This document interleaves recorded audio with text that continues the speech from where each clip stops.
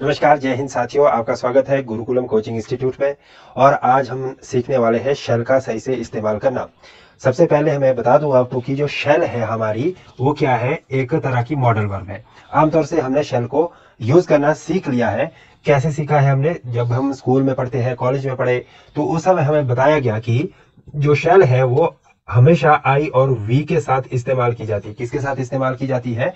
आई और वी के साथ इसको यूज किया जाता है। लेकिन क्या इसके कोई अन्य यूज भी है? हाँ, तो इसके कुछ एक अलग अलग तरह के इस्तेमाल है, जिसको आज हम इस वीडियो के माध्यम से पूरी तरह से सीखने का प्रयास करेंगे। पहला इसका इस्तेमाल जो किया जाता है, इट इज यूज्ड फॉर, ठीक है, it is used for asking some kinds of information या एडवाइस, यानी कि किसी तरह की सूचना या सलाह के लिए। ठीक, अगर मैंने किसी तरह की सूचना की बात की है या किसी तरह की सलाह की बात की है, तो ऐसे समय में मैं शेल का इस्तेमाल करूंगा। एग्जाम्पल के तौर पे, जैसे मैंने यहाँ पे ये एग्जाम्पल बनाया है कि व्हाट टाइम, यह क्या लिखा मैंने, ये व्हाट टाइम शेल आई कम, कि मुझे किस समय आना होगा। तो ये क्या है? ये एक तरह की इंफॉर्मेशन लेने की बात मैं कर रहा हूं कि मुझे किस समय तक आ जाना होगा, तो सामने वाला व्यक्ति मुझे उस समय को बता देगा। दूसरा मैंने यहाँ पे एग्जाम्पल लिखा है, where shall we go for our holiday. ठीक है, कि हम छुट्टियों के लिए कहाँ जाएंगे। ठीक है, तो ये एक तरह की एडवाइस भी है। हो सकता है कि जहां हमने डिसाइड किया है जाने का, उसमें मैं किसी तरह का कोई एडिशन कर दूं अपनी नॉलेज के माध्यम से।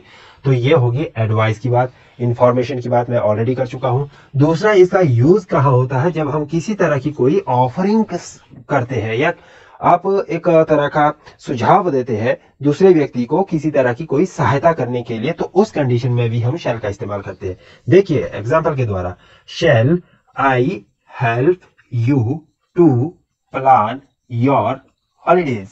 ठीक है, क्या मैं तुम्हें हॉलीडेज यानी कि जो आपके छुट्टियां है उसमें प्लानिंग करने में सहायता करूं? ठीक है, या सहायता कर सकता हूं, तो ऐसे कंडीशन में मैं शेल का इस्तेमाल कर सकता हूं।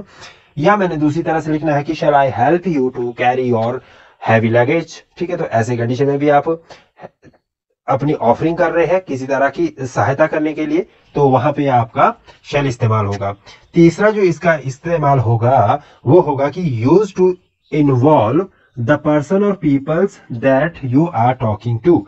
ठीक है, कि ऐसे लोग या साथी या साथियों को अपने साथ इन्वॉल्व करना किसी तरह के कोई कार्य को कंप्लीट करने के लिए या कोई काम एक साथ मिलजुल कर करने के लिए। ऐसी कंडीशन में एग्जांपल आपका जो रहेगा वो रहेगा, यहाँ पे मैंने ये एग्जांपल लिखा है, shall we go out for a meal this evening, यानी कि क्या इस आज शाम को हम इकट्ठे मिलकर खाना खाने के लिए बाहर चले। तो ऐसी कंडीशन में हम क्या कर रहे हैं? यूज शेल यूज कर रहे हैं। इसके बाद इसका एक चौथा यूज होता है, फोर्थ नंबर का यूज है कि अगर हम कहीं पे किसी डिटर्मिनेशन की बात करते हैं। किसकी बात? डिटर्मिनेशन। या मैंने किसी तरह की प्रॉमिस की बात की है। प्रॉमिस यानी कि जो फ्यूचर से रिलेटेड प्रॉमिस की बात है, और कोई थ्रेट की बात की है, वार्निंग की बात की है। ठीक है, तो ऐसे कंडीशन में मैं शेल का इस्तेमाल कर सकता हूं। मैं इसमें एग्जांपल लिखूंगा यहाँ पे कि जैसे मैं यहाँ पे ध्यान देने वाली बात इस रूल में, पर्टिकुलरली इस रूल में ये है कि इसमें आई और वी के साथ शेल का इस्तेमाल नहीं होगा। इसमें आई और वी के साथ विल का इस्तेमाल होगा, और ही शी इट के साथ इसमें शेल का इस्तेमाल होगा, यानी कि थर्ड पर्सन के साथ इसमें शेल लगेगा। किसके साथ लगेगा? थर्ड पर्सन के साथ क्या लगेगा? इसमें शेल का इस्तेमाल किया जाएगा। ये ध्यान रखिएगा आप। ठीक है, जैसे मैंने यहाँ पे लिखा, he shall return all your books on Monday.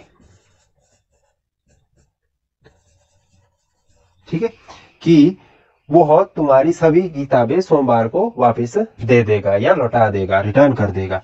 तो ऐसे वाक्यों में ये प्रॉमिस की बात आ जाती है। ठीक है, तो इसी तरह से different kinds of other sentences भी बनते हैं। आपको इस वीडियो से कितना इंफॉर्मेशन मिला है वो हमें कमेंट में बताएं। Thank you to watch this video. Please like, share and subscribe.